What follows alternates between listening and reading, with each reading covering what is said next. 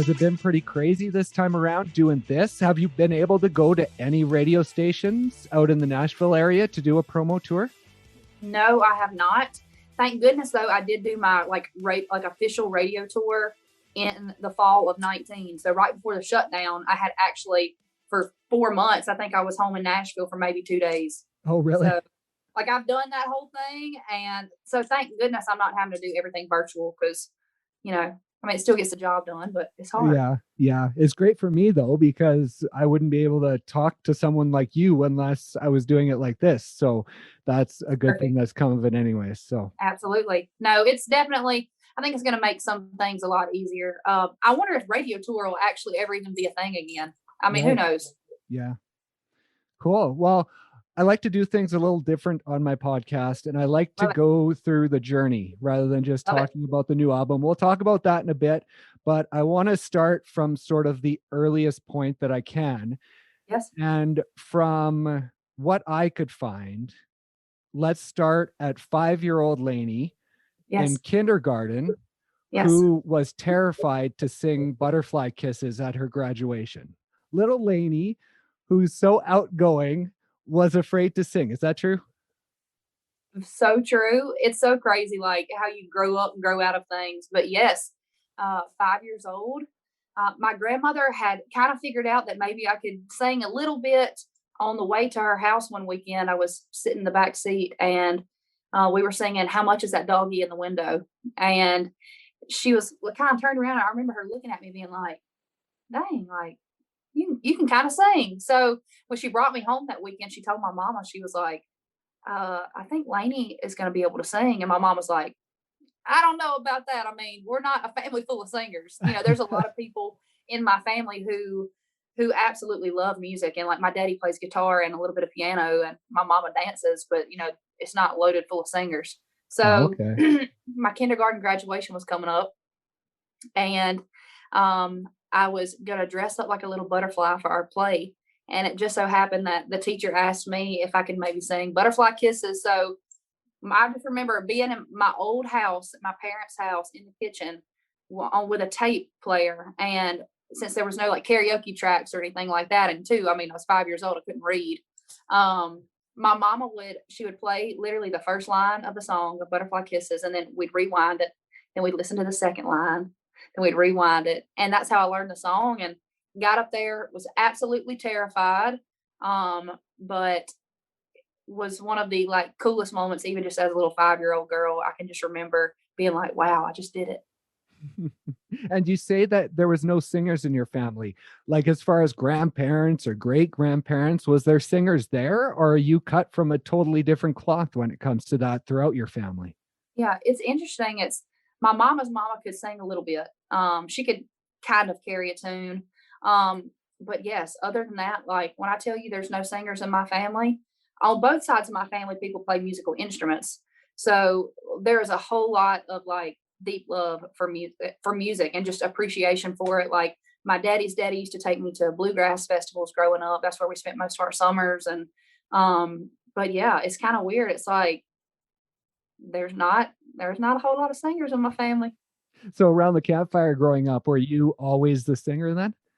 I was a singer. Yes, of course, other people could play instruments like my daddy, but it was so much fun growing up. I mean, literally, Daddy would pull out the guitar and he'd play Buck Owens, Glenn Campbell, Hank Williams, and Mama was dancing, and me and my sister were making up little dance routines to every song he'd play. So surrounded by music. I mean, and my love for storytelling, I really truly feel like really came from where I'm from, because I'm from Northeast Louisiana, a little town of 300 people, 299 after I left. But it was, not a whole lot to do. And we would sit around the kitchen table and we'd listen to music all the time. And Daddy would play the guitar. But for the most part, we would just like tell the same old stories that we've heard a million times. And, the kind of stories that like get better every single time you hear them. And so I believe that's really kind of why I ended up wanting to tell stories. And you say a town of 300 and 299 when you left. Growing up, did people leave? Like after they graduated, did they leave? Was that something that you knew, or a lot of the time, did people just stick around? Yes. A lot of the time people stuck around. You know, my sister, she does live about 30 miles away now from my home. She's married with kids and all that. But for the most part, like if you left or even went to college, you came back. And so it was kind of like a crazy thing that I ended up moving so far away from home. But I'll tell you this, I literally have had stars in my eyes from literally as just far back as I can remember. I've just always been that kind of person. And I ended up writing my first song at 9 years old. Mhm. And literally, as soon as I wrote that first song, that was it. It But latched on to me, wouldn't let go. do you remember that first song and what the I lyrics were based on? I do. It's called Lucky Me, and, back in the day, I love me some Britney Spears, so it's kinda got, like, a little Britney Spears edge to it, but it's so crazy, like, especially the songs that I wrote when I was a little girl, I remember. I remember the melodies, like, I didn't play a musical instrument at the time. At 9 years old, I was just writing music, I was literally just, like, grabbing melodies from the sky and just doing it a cappella, and then I finally learned how to play guitar, a few chords at 11 years old, and then after that, it was like, "Yep, this is it." And when you started writing, were what sort of place were you writing from? Were you just sort of grabbing words from the sky and putting them down, or was it emotional for you, or what when you started out? What was that like? Definitely was not an emotional thing for me when I first started out. I was writing about tequila and cigarettes when I was 10 years old. So, I mean, it was interesting. Like my parents, we didn't have tequila or cigarettes in the house.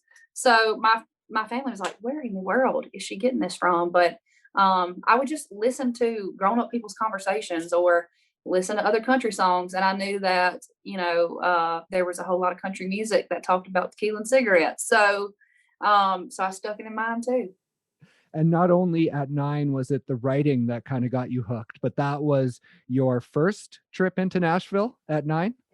Yeah, so it was probably 2 weeks after I wrote my first song. We went on a family vacation to Gatlinburg, Tennessee, and on the way home to Louisiana, I begged my parents to drive through Nashville. And from that moment on, I'm telling you, is the craziest thing. Like I remember being on I-40 in the back seat with my sister, and I remember looking at the Batman building and saying out loud, I said, "This is home." And my parents, of course, my mama turned around. She's like, "Lainey, like you're 9 years old. What are you talking about?" Like, no, Baskin is your home. And but I knew then, and I don't know if I like manifested it or exactly what it was, but I had this crazy feeling in my gut that has never really gone away. That this is it. That this is what I was supposed to do. I didn't know how I was going to get here, and it has been a journey and a half. I'm talking about I've just tried to take every single opportunity that I could. If it had something to do with music, I was there. I was in it. And, you know, in high school, I impersonated Hannah Montana. Yeah, I wanted to ask you about that. Let's Yeah, talk about that a bit. Not in great length, but talk about that because you were doing what, 3 birthday parties a weekend eventually I once you got into that? was, man. I was doing 3 or 4 parties a weekend, like birthday parties, fairs, festivals. The last one I did was at St. Jude. Every now and then, Lainey Wilson would open up the show for Hannah. Sometimes they'd be like, "No, we just want Hannah." So it was cool. I mean, it taught me a whole lot. It also taught me that if you want something, you got to go get it. And it was definitely hard. I mean, I hugged. I mean, I literally just like drug this little portable sound system around Arkansas, Louisiana, Mississippi, and Texas and Tennessee for 5 years, and did it. Yeah. And also at the age of 9, I wanted to talk to you about the horse that your daddy bought you, and he just said, "Get on and ride," and the lesson that taught you to basically just hold on this Man, game of life. wow, yes. I'm so glad you brought that up because that is one of my favorite stories. But yeah, I remember my daddy bringing home my horse, which I still have him, and he's getting a lot older now. But daddy would put me on the back of it, and the horse was bucking. I was crying, saying, "Let me down. I need to get off. I need to get off." And I won't ever forget. We were in our horse arena, and he said, "No, you better hold on. You better hold on." And at the time, I didn't know I was learning one of the biggest lessons of my entire life, but I truly was. And I've carried that lesson on into my personal life, but also like my professional. And when I feel like I'm about to fall off, I just hold on a little tighter. And at the end of the day, it's all about the ride. It's going to be a crazy ride, and I know that. I mean, it's already been a lot of ups and downs, and but never have I ever wanted to let go. And how did you get off that horse the first time you rode it? Did you get bucked off, or did eventually the horse calm down and you were able to get off normally? Yes, eventually the horse stopped bucking, and I think that's really like a good representation of how life is. I mean, sometimes it definitely bucks you off, but you get right back on. But just hold it. It's like going through a storm. You just like hold on tight, and eventually it will pass. And then how far after high school was it that you left for Nashville? Was it pretty quick? Yeah, so I actually went to college in class for about a year and a half. And then I decided, if I'm really going to do this thing, then I need to be in Nashville, out of sight, out of mind. So I Right. just started to start taking online classes, and I bought a camper trailer, a Flagstaff bumper pull camper. I hauled it to Nashville, and really kind of crazy, full circle kind of story is there was a guy also from my hometown. His name was Jerry Cupid, and he was my mentor growing up. Like, he moved to Nashville in the late 70s and was a producer and a songwriter. And my grandfather, the one who used to take me to all these bluegrass festivals, actually gave Jerry like $300 to help him move to Nashville and get started. And as a favor in return, years later, he let me live in his studio parking lot for free for 3 years. It really is crazy how, life works like that. And I ended up living there for the first 3 years. And he ended up actually passing away. And he was really the only person that I knew in town. And I didn't know how to like get restarted. Like, I just was kind of like a fish out of water. I mean, of course, completely in culture shock. But aside from that, just like, it's a hard town. Nashville is it's difficult to figure it out. And I think, if there was a certain way, everybody'd be doing it. Everybody's journey is so different and unique. And it's been wild. And when you drove away from home, when you were driving away from Baskin, what was your feeling? Were you sad or were you excited because of the journey you knew you were headed out on? I was excited. I knew that home was always going to be there.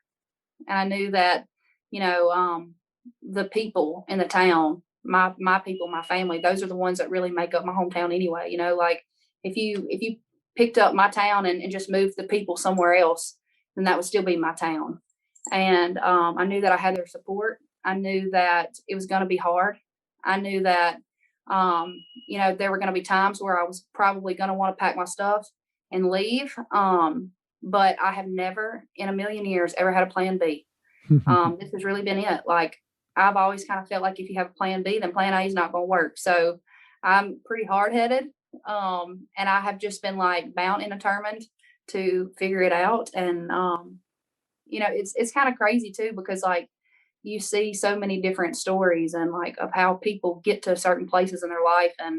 Um, and sometimes you compare yourself and your story to other people's, but at the end of the day, I've always just kind of had this weird sense of peace, knowing that like it was going to be okay, it was going to be figured out, and it's gonna happen when the timing is right. And what did your parents think when you were driving away? Up to that point, did they think you were really going to do it? Or all the way along, have they also had the realization that you were going to be going someday? They've always known that I was going to go. They have been so, I'm telling you, supportive. It's so crazy. Like, every single little opportunity I could take, like singing competitions, whatever it was, singing at the nursing home. It was like my daddy would pay for us to get there, and my mama would take me. And it's just been really been like this team effort from the very beginning. And so they were not the least surprised whenever they found out. They just encouraged me. They helped me buy my camper, and it was a little bit of like, but of course I wanted to move to Nashville and get an apartment and all these things. But my daddy was like, we're going to see just how bad you really want it. So when I didn't come home after the first 3 years, they were like, okay, she wants it. Right. And the songwriting, how important was that in gaining a foothold in Nashville? Do you think if you just went as an artist and didn't have that songwriting side, that you would have lasted? Absolutely not.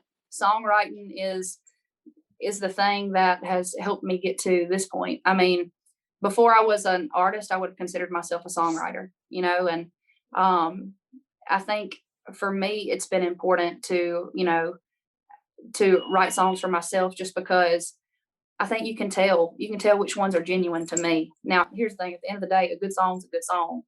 I'm very open to like cutting out and recording, outside songs, but yes, for me, like songwriting was my way to get my foot in the door. But it still took me years and years and years. I mean, this guy named Luke Combs, he ended up cutting one of my songs called Share If You Want To. I And saw that. You wrote with him in 2014, right? yes, and we've written a bunch of other songs too, but that Okay. song right there is, it was like my first cut in town. And but that still didn't get me a publishing deal. It was like, man, what I do, I was just trying to write with, other artists to just somewhat somehow, get it going. Maybe if I can get a cut or this or that, like maybe it'll lead me to the next thing. So yes, I've always just focused on and led with the whole songwriting thing because I knew at some point there would be a group of people who believed in like what I did. And the cool thing about it is I signed with Sony ATV in November of 2017. And about 6 months after that, I got a record deal because they were pitching my music to their other artists, to their other female artists, and they're in the bands and stuff like that. So all of these, A&Rs at certain labels would hear my voice on a demo, and they were like, "Wow, okay, well, what's she doing?" So that's really kind of how the pot got stirred, was through my songwriting. And is there a difference in the feeling you had when you signed those two contracts? Because they were pretty close together. But which one was sort of the most exciting? Because you have the Yeah. publishing one that is your first, but you have Yes. the artist one that's got to feel pretty good. Yeah. That's a hard question. I will tell you, when I signed my publishing deal, I was a little bit like, I kind of felt like I've been like preparing for the race my entire life. It's like I've been training for the race. And then I finally, got offered a publishing deal and I was like, okay, now I've entered the race, and then once I got a record deal, it was like, now I'm running the race. So it's been a lot of like different kind of like gear shifting. But I'm like I'm kind of crazy in this sense, but like I'm always super grateful for opportunities and things like that. But I'm always a little bit like, what's next? Right. Like I've got my publishing deal, I've got a record deal, but I know that at the end of the day, the hard work is just beginning. And my parents taught me to roll my sleeves up, so that's what I'm gonna do.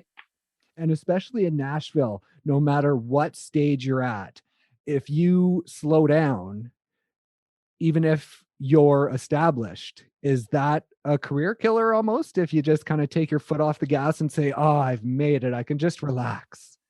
For sure. And I think I could have easily done that during COVID. During this entire time, I could have took my foot off the gas. Of course, we're not able to write in person. I mean, like, we're doing a lot of Zooms and stuff, and we're having to find inspiration in different places. But had I had I been like, oh, this is going to be like a break for me, like I'm just going to like take a little time off, I absolutely think things would look a little different than they do right now. But because I've truly gotten up every day and been like, I'm not going to let this time go to waste. But it truly is amazing how much ground you can cover without really going anywhere. And it can be done. And thank God for technology. Thank God that I'm still able to connect with people and fans and do podcasts and interviews because I mean, I can't imagine. I can't imagine if we weren't playing shows and then on top of that, not getting opportunities like this. And you talk about the shows, talk about the Opry and what that opportunity was like. Now, your first time was in February of last year, right? Yes. So Yep. that That was was, before everything shut down, right? You had the opportunity to play when it yep. was full house and full bore. Yeah, it was so crazy. Like, I think it was like maybe 2.5 weeks before the shutdown happened.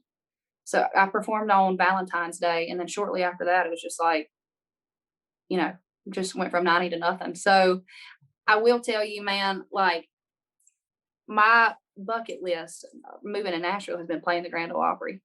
And I think it's a lot of people who move here and are planning on doing the artist thing, but like being able to stand up there in the circle where all your heroes have stood and being able to just like be like, wow, like I can't believe it. Like in a weird kind of way, like I can believe it, but like um you're right where you're supposed to be. It was one of those moments for me. It was like you're on the right track. Like you just keep doing your thing. And it's such an honor every single time I get to play it for real. It's like I was this last time I was just as excited and nervous. And then as soon as I step foot into that circle, it's like the world stopped turning just for a minute.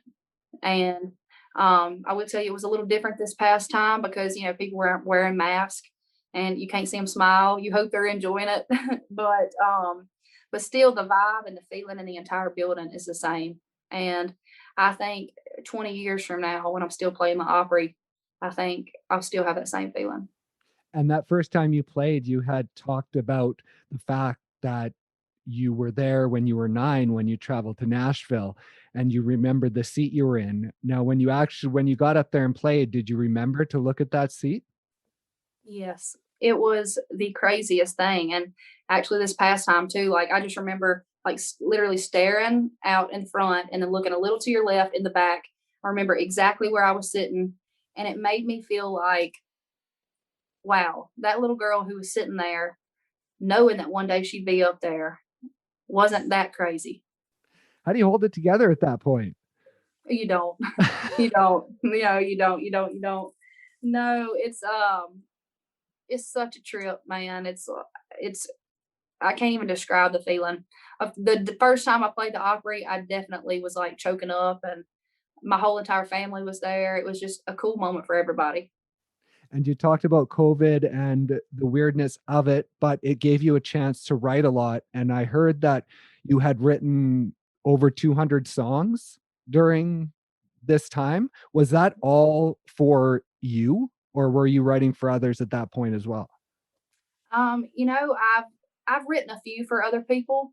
Um, right now, I feel like I'm definitely like focusing on my own songs and stuff like that. But it's so fun also writing with other artists and like kind of being able to take yourself out of your shoes just for a minute, put yourself into theirs, and that's always so much fun for me because, like I said, I would have considered myself a songwriter first, and it kind of takes me back to where it started.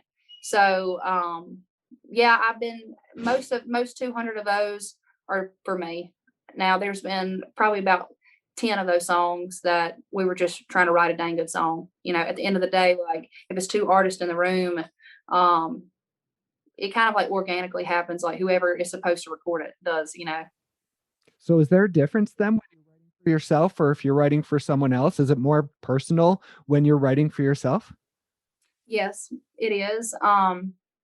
Like I love here's the thing, like I feel like I've been able to have the opportunity to write with so many incredible writers here in town that I've kind of learned this thing from them. Maybe even if we are writing for myself, but it was an idea from somebody else.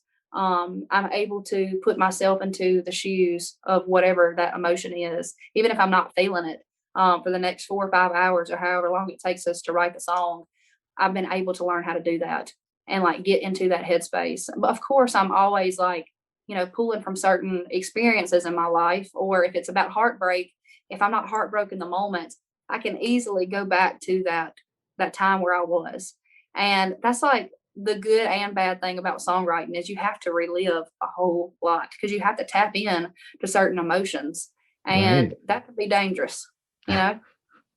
So does it take a lot sometimes to be able to tap into those emotions and think back and really get in that headspace? It does. It does. Some days are easier than others. I mean, sometimes you're just sitting there like, I can't wrap my head around it. I can't. And so we might just hang it up that day or we might start on a different idea. But the ones that you start, they're worth finishing. And so you're like, I know that I'm not like where I need to be right now. So let's just put it on a shelf for just a little while. Let's revisit it when you're actually, doing the song justice. And when you're picking from, say, a bank of 200 songs for an album, are there certain things that you're looking for when you're trying to build the album out? Yeah, so in this case, the record that just came out, Sayin What I'm Thinkin, we actually decided that Sayin What I'm Thinkin, being the title track, we kind of decided like every single song on the record was based off of Sayin What I'm Thinkin. So whether it was Dirty Looks or Things a Man Ought to Know or WWDD, we asked ourselves the question, is this saying what I'm thinking? And if it wasn't, it didn't make the list, which Okay. made it a lot easier and a lot more fun too. I mean, because we had songs from one end of the spectrum to the other. And for me, this project, it just kind of tied it in a little bow. And this is a very diverse album. And I talk to a lot of artists these days who kind of talk about the album going to the side a bit because it is so easy just to throw out singles every month and keep people interested. But this album really shows, I think, why we need albums, because it takes you on a real journey, not only lyrically, but sonically in the different variations. You can never get comfortable when I'm listening to it. I listen to a song, I'm like, oh, okay, this is the journey we're going on. And then the next song, it's like, oh, wait, I wasn't expecting this. And it goes like that throughout the entire album. So I think that this is an important thing to have this album and to have it all together. Thank you. Yes, it's so crazy. I wish albums and records were a little more popular than they are today because it really truly is a body of work. I mean, like it's fun too, just cutting a song and recording a song and putting it out there as a single. But when you can like tell a story with it, like and really understand why like somebody put that song first or put that song last, it really does tell a story. And if you pay attention most of the time when you look and listen to a record, it just it all makes sense. And talk about your mom. What song was it? You were doing gang vocals for one of the songs. I have it written down Yes. here. Neon Diamonds. Yeah, talk about that and just how involved your parents have continued to be over your career, over this 10 years of you being in Nashville. It was so wild. Like, okay, like I told you earlier, my mama cannot sing. Bless her heart. It's bad, like bad, bad. But she happened to be in Nashville that day, and my producer Jay Joyce was like, "We need some gang vocals. We need some like women gang vocals." So he was like, "Is your mama in town?" I'm like, "Yes." He said, "Well, how about we get her in here and let's see what she got?" And I'm like, "Oh my gosh, this like it's not gonna be good." So, but she ended up making it onto the song, and it was cool because I was like, you know what, crazier things have happened, and my mama Michelle Wilson made it onto Neon Diamonds. How excited was she? She was pumped. She was like rubbing it in my daddy's face. So That's awesome. And you played a drive-in show earlier in 2020. Was that in close to Baskin, like around your hometown? no, actually, it was here in Nashville. Oh, was it? Oh, It okay. was in Nashville. Daddy's Dogs. So much fun. Mhm. When people like enjoyed the song, they would honk their horns, or if they wanted like a hot dog, they would like flash their lights. So it was a cool experience. Definitely like ready to get back to live shows, but that being the second best, I'm okay with it. And I wasn't able to find it, but have you ever been able to go to Baskin and play like a full band, full concert? I have not. No. I have played the Catfish Festival, which is like 15 or 20 minutes up the road from my hometown. But it's going to be so cool to be able to go back to Baskin and maybe have some kind of like farm festival or something like that because there's nothing but a bunch of cornfields around. So there's no amphitheaters, no theaters, nothing like that. So, golly, everybody will be there hooting and a hollering. And when you go back home, are you just one part of the farm still? Do they treat you any differently, or are they Oh, just heck like no. get to work? Yeah, it's crazy. It's like as soon as I get there, my daddy's like, "Hey, take the trash to the end of the road. Hey, do this. Hey, do that. Hey, can you wash my truck and horse trailer? Hey, what about this?" I'm like, "All right now, like I've been out of the house for 10 years now. at some point in time, you gonna stop putting me to work? No, it ain't happening. I just know every single time I go home that I might as well be ready to drive a tractor or do something. And you've been able to gain so many positive relationships in Nashville since you've been there on the songwriting side, on the artist side. How important are those to, I guess, staying sane in Nashville Wow. and living that life? Well, that's a great, great, great question. So important, the most important.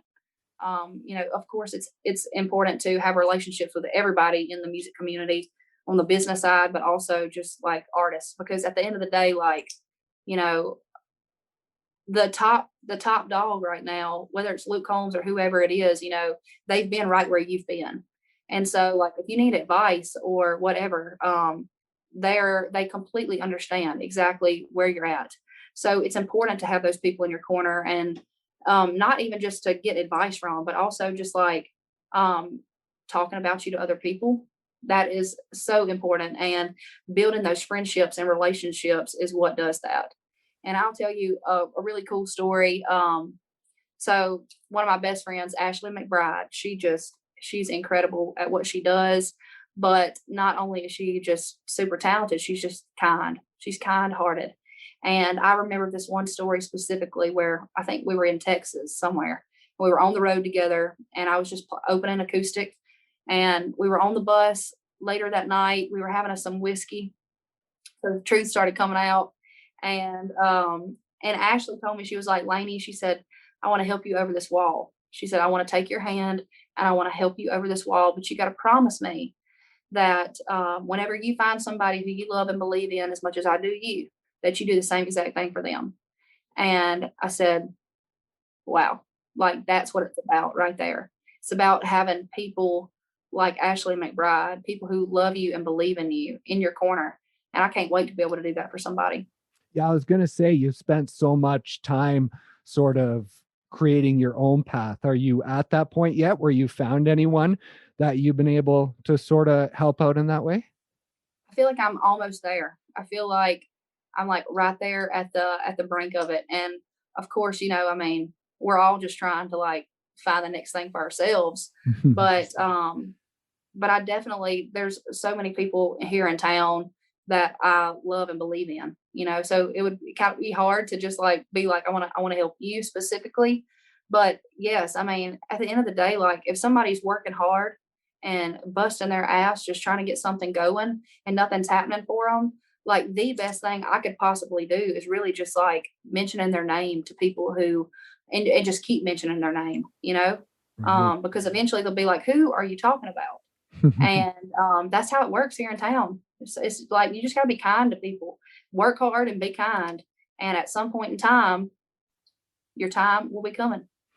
And you talk about continuing to build opportunities for yourself, and your time comes. But when you look back on the last 10 years, and maybe your name hasn't been in lights, but for the last 10 years, you've been in Nashville doing what you've always dreamed of. So, do you sometimes, as much as you don't want to look back and you want to look ahead, do you sometimes have to look back and say, I've been doing this? Like, I might not be where I want to be ultimately, but I've been doing this as a career for the past 10 years.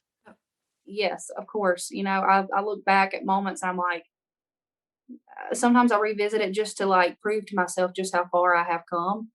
Um, and I am a firm believer that timing is everything. And like I said, I've always known that eventually I was going to have my time. And I know that really the hard work is just beginning. But yeah, I'm thankful that I have like put in as much work as I have, 10 years worth of work here in Nashville, just because it gives me a story to tell. It shows that like if you keep your head down and your blinders on and you don't take no for an answer, at some point in time it's the stars have to align. So I remind myself of that quite a bit.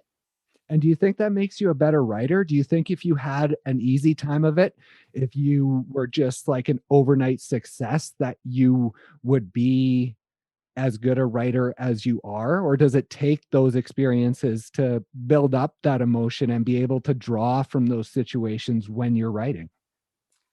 exactly what you just said. I'm so thankful that I'm thankful it's been hard. And that sounds crazy because, of course, I mean, like right when I first moved to town, of course, I wanted, for it to pop off just like that, and me just be able to make a living doing my thing. But looking back on it now, I wouldn't change a dang thing. I wouldn't change those freezing nights in my camper trailer, or when a tornado would roll through and I'd be rocking, about to fly away. Like I wouldn't change any of that, because at the end of the day, yes, it's made me a better writer, but also it's just made me a better person in general. So I'm thankful for what I have. And sometimes I can come across almost a little too thankful. It's like, being like, oh, thank you so much for this opportunity. Thank you. But like at the end of the day, yes, I have worked for it. So I will always be appreciative though of everything. And you have the character skits on your social media. Is there acting in your future, perhaps? It absolutely is. Yep. I mean, I act a fool all the time, so I figured why not just, at some point in time, I would love to do. I mean, yes, those are like funny, little skits and stuff like that. And I love having like alter egos, but I would love to dabble in stuff like that. In the beginning, it scared me, but I'm also the kind of person where I'm like, you got to do things that scare you. That's what life's about. Yeah, and you talk about being scared. I wanted to talk about let me see where I wrote this. I have so many notes I can't even 2016 on Channel 10 ABC, and how far you've come from that girl sitting there with her guitar ready to play on TV to now. Oh my gosh. I like night and day. You know what's weird though? Like even if I watched a video of me um in the studio literally in 2019 making this record. And looking back, I'm like, I don't even feel like the same person.